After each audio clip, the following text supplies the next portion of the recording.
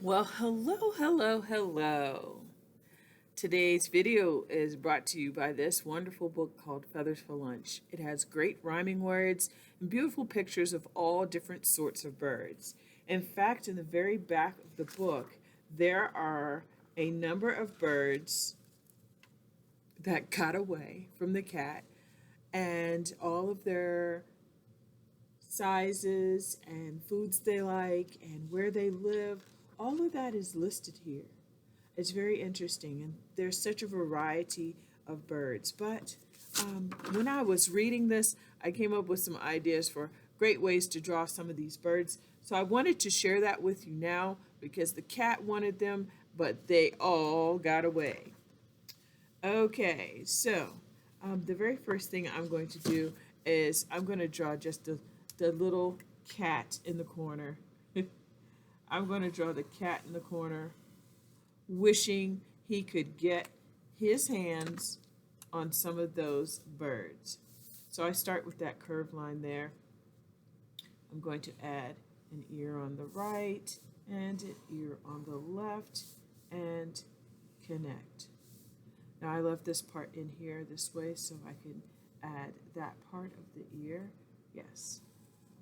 So the cat is looking at those beautiful birds, all different colors, with all different kinds of songs. Yes, that cat is looking up. So I'm going to make the eyes looking up. Yes, the eyes are looking up. This cat cannot be. This cat cannot be happy that those birds are fluttering around and he can't get his hands on them. I'm going to add some whiskers there. All right, let's draw a cardinal, blue jay, and oriole. Those are some very colorful birds. They all have different colors, very different. I'm going to start with the cardinal. I'm going to start by coming straight down, a short straight line, and then make a line that's a little bit longer. It's like L has toppled over on its side. Then in the back, I'm going to make a curved line that goes up like that. This cardinal is flying and it's looking downward, so there's the eye right there in that corner. I'm going to add a line that curves up, dips down, curves up, and connects with the opposite side there. Now that's the eye, as I said, looking down, so let's add a beak with the letter V, like a capital V, and let's make a lowercase v right here. And that gives you the beaks. Yes, the beak. All right. The feathers on a cardinal's head are right about here, and they're very, very spiky. So I add some spiky feathers on the head. Next, I'm going to move towards the left that way with just a little short line. And I keep it short because the wing comes up and goes that way. So I make a long curved line, almost like the letter U on its side. And then I'm going to add the feathers, and they're looking spiky like the feathers on the cardinal's head. The other wing is on the other side of the body, so the line for that wing starts here and it leans a little ways, and it looks much like the first wing. Okay, now I'm going to extend the line that goes behind this wing here. It comes out, and we'll add a tail. Notice that the tail is narrow at the bottom and wider at the end, and add those spiky feathers. There's the cardinal. The cardinal is the state bird of Virginia and many other states. Okay, so all of the feathers are reddish, and then he has a black mask and an orange beak. Let's do a blue jay. This time the blue jay is going in the opposite direction, so it looks like L has fallen over this way. All right. The blue jay's feathers on its head are a little bit smoother, so I'm going to add one bump and then a second bump and stop right there. The blue jay's eye is not exactly here, going to be in the corner. It's going to be right about here. All right, and it also has what looks like a mask on its face. So we're going to make a line that comes down just a little and then curves around the eye, like so. Blue jays have beaks that are longer than the cardinal's beak, so we're going to make it longer V shapes for these beaks. And the bottom part of the beak is always just a little bit shorter than the top. Okay, let's make the bottom of the body with the curved line like we did for our cardinal. Let's do the back of the neck with that little short line. And let's go ahead and add a wing here for the blue jay. That long curved line looks like the U has tilted sideways. The blue jay's wings to me look a little bit smoother than the cardinal, so I'm going to just make a series of curved lines that get shorter and shorter there. The blue jay also has some what looks like sort of like stripes on its wing that don't go all the way across the wing, but partially across, so I'll make it stop like that. And let's do the wing on the opposite side. And remember, these feathers are a little bit smoother, so I'm going to take my time and draw a few feathers just like that. If you want to add the little stripe part there, that looks just like what happens on this wing. I guess this is the left wing. All right. Continue to do the tail. Add the back of the body, and let's add the tail. Remember, it's wider at the bottom of the tail than it is here at the beginning where it touches the body. And I'm going to make these feathers nice and smooth with these curved lines like this. The blue jay has blue and black on its wing and its tail, but its face is more of a grayish color, and so is its belly area. It's got blue, gray, and black together that just looks so beautiful. Okay. Yes. Oh, let me set this here so you can see what I'm talking about. The colors are just beautiful. Okay, let's do an Oriole. If you're a baseball fan, there is a team called the Orioles. And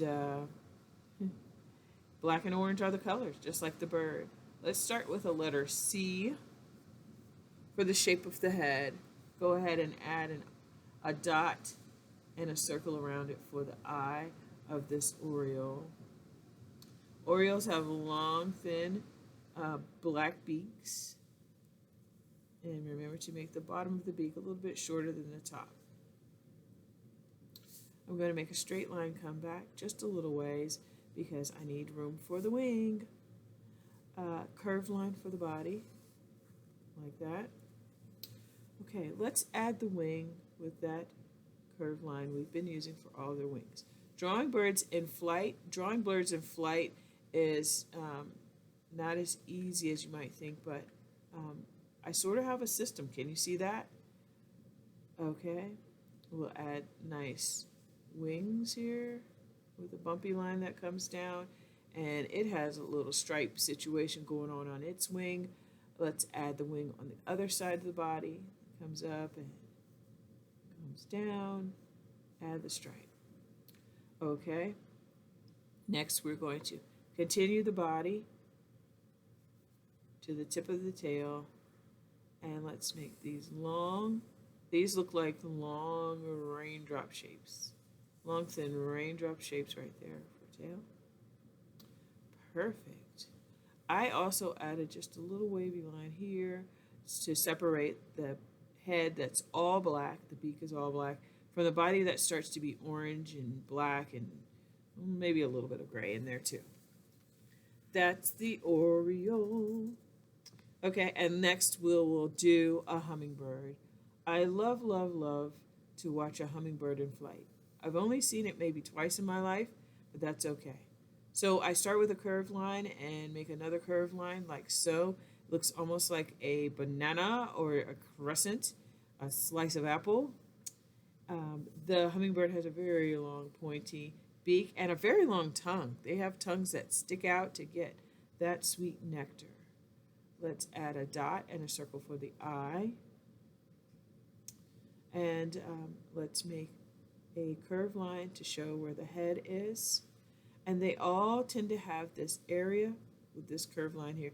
This area under here with such a bright iridescent color. Oh, hummingbirds are so beautiful. And here's another area for color. This hummingbird has a tail that looks sort of like a fish.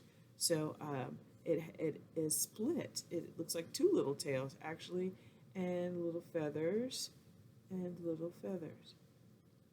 Now when I draw the hummingbird's wings, because he flies so fast, its wings look blurry, so I'm going to just do a whole bunch of these curved lines like this to make it like the fluttering, blurry wings of a hummingbird. So you'll take your time and you'll find some beautiful colors to add to your design. Something I did with this was I made a picture frame. I added a frame, so I made a line that comes about maybe like a half an inch away from the edge of the paper, and I keep going around till I get to something. I don't want to draw a line through the tail or a wing, but I stop the line and then I keep it going. I'm going to make this line go all the way around near that outer edge and continue the line. I can fit it right there too, and then keep it going. Sometimes adding a picture frame just makes it, so it brings it all together. The title of the book that inspired this drawing was called Feathers for Lunch.